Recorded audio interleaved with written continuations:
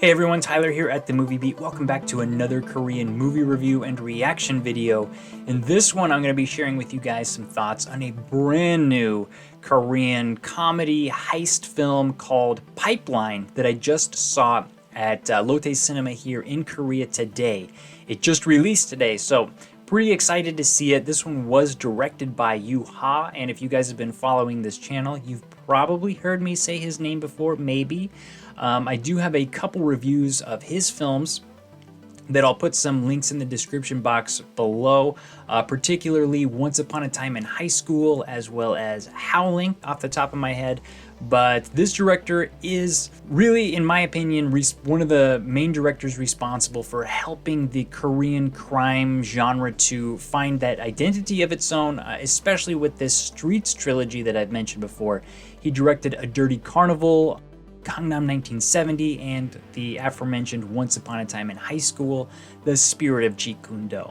That's definitely one of my earlier favorite Korean films of all time, so always looking forward to seeing what this director can do. The only other thing I really know about him is he is a poet, so I do have a couple of his books, his collections in Korean.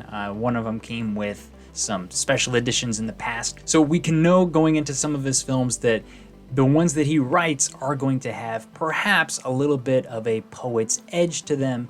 So that's kind of a cool little side note, but let's get into this one. It stars actors Seo In-guk and Lee Soo-hyuk, who actually, according to my research, I have not seen these actors in films before, but have been in quite a few dramas. They are actually appearing in a drama at this time that is running now called Doom at Your Service. So I don't know if they delayed the release to coincide with the airing of this drama, maybe at the height of these actors' popularity, get some more butts in the seats. I don't know, but these actors have also appeared in other dramas together as well, so they've got a little bit of a history appearing together. So I guess for fans, this is going to be a cool opportunity to see them in a film. The whole premise of this film is all about these oil siphoners. Apparently it's an issue that's maybe plagued, maybe it's everywhere, but this film did open up with a couple title cards that I could not read completely, but it seemed to be something along the lines of there is a considerable amount of oil theft through pipes and things like that, that this film was kind of based on. You know, maybe it results in a big, huge loss of oil or money for major companies. Maybe it's all over the world, I don't know, but this movie took a pretty fun approach to it, or at least it tried to, in my opinion, with its comedic edge, which was also a surprise to see from this director, just because his past films were so much more serious in tone. This lead actor, Seo In-guk, plays this character, Pindori. They call him that, I believe, because he is able to pinpoint exactly where he needs to drill in order to extract this oil, and it's a tough job. He's not like the biggest built guy for this. It seems like a really tough job to drill in, and he's exerting a lot of energy, but he's a master at it. He's kind of notorious for it, and so he, does all of these jobs. He makes a lot of money, and he gets hired by the character played by Lee Soo-hyuk, who is a wealthy business, like one of those conglomerate guys who does a lot of shady dealings. He wants him to do this huge heist to fill up these old reservoirs, and so they assemble a little team like you guys do see in a lot of these heist films. So there's a group of 6. They get like a big dude that's like named Big Shovel. They get a welder. There's everybody kind of doing their little job, and that's pretty much the movie. And of course, this team runs into, they have their trials and tribulations, digging. You've got a couple police officers after them. They're like supposed to be detectives, but they feel more like traffic cops, like Korean traffic cops. It almost seemed like it was being based off of a comic in a way, just in how light everything was overall. It does get a little bit serious with some of the action, maybe some of the drama, some of the violence, but overall really light in tone. So again, that's a little bit of a surprise. But the main thing about this movie that I found quite disappointing was it just was not fun to watch. A lot of this movie, of course, I don't speak perfect Korean, but the amount of Korean that I do understand and the amount of Korean films that I've seen, sometimes I can get the sense that there is some awkward dialogue. This one did feel like one of those movies. It just, the dialogue just was not feeling very smooth, or wasn't working for me. Also, I just didn't feel the energy in this film. There are large segments of this movie that do not have any music or a very, very basic soundtrack. And that's fine, I think, for creating tension, or if they just really want to focus more on the dialogue or what have you. But the comedy was pretty flat. So without the music and having flat comedy, it was kind of cringy in a lot of ways. And I was waiting, I'm like, get some music in here, guys, let's get some energy going.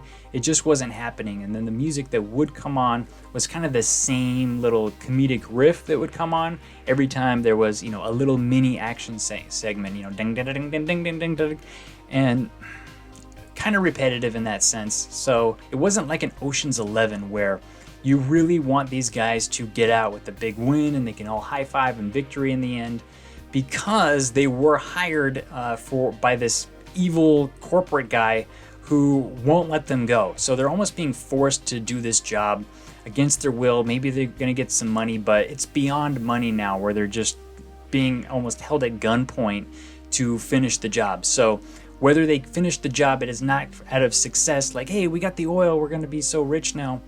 It's like, we're going to save our lives. So takes the fun out of it, in my opinion. And I don't know when exactly this movie was shot, but it does feel like a product of the COVID-19 times that we're living in the sense that the film just felt empty of supporting actors, like, you know, extras and things like that. The main crew in this film is being housed kind of in a countryside hotel, and there are no other guests, and it's just them, and they're being watched. So the whole movie really felt empty to me, and it reminded me of a lot of when I was under the government quarantine here in Korea, and I was being held or housed at this police training facility, and I was being delivered these convenience store meals every day, because that's kind of the meals that they get in the film. And just that sense that they were all in their individual rooms and there wasn't a lot of people around, a lot of waiting, just kind of waiting for the clock, doing their daily tasks, and then going back to bed. The only thing I think that makes Pipeline not a complete skip in my book is the performance from Seo In-guk. I think was really good. He was the only one that really felt like he was real in the movie. Everybody else kind of felt like a comic book type supporting character. It was really goofy, and for my taste in comedy, it did not work. So again, that's going to depend on what you guys find funny. For me, spilling coffee on myself, or getting hit in the head with a stick, or getting, you know, sewage sprayed all over me, or falling down a sewer, falling down the stairs, that's not really my kind of humor. So that's just kind of the case when it comes to comedy films. But I think the tension and the driving narrative of this film, the dialogue, is going to leave a lot to be desired. So I'm going to have to rate this one a 4 out of 10. I'm trying to separate my disappointment from this director and his previous work and my score. So I think if it was any other director, I still would rate this a 4 out of 10. It just was pretty unenjoyable as an overall film. So I think there's a lot better out there that you guys can check out. Fans of the actors, especially the ones who really want to see Seo In-guk and Lee Soo-hyuk, you know, collide in the screen because they've had so much previous experience appearing in dramas together, might be a little bit disappointed because Lee Soo-hyuk is pretty sparse. He doesn't actually appear a lot until maybe, you know, a couple points, and then more towards the end, but it's not really a constant back and forth or pressure. It's definitely more focused on the group of like 6 diggers in that main hotel, and then it kind of opens up a little bit towards the end. But overall, guys, my reaction to this, was pretty poor. So those who've been waiting a long time to see Pipeline, I'd say still give it a go, but go in with very modest expectations if you want to get anything worthwhile out of it. So sorry to bring you guys that news, but of course I feel like it's my job to share with you guys just the news, good or bad, on these brand new South Korean movies that come out in the theaters here when I do get a chance to check them out. So let me know what you guys think of Pipeline when you see it, or what your expectations are for it going into it. So as always, please like and subscribe. Hope you guys enjoyed this little update. Until next time, I'm Tyler here at The Movie Beat. Keep watching movies.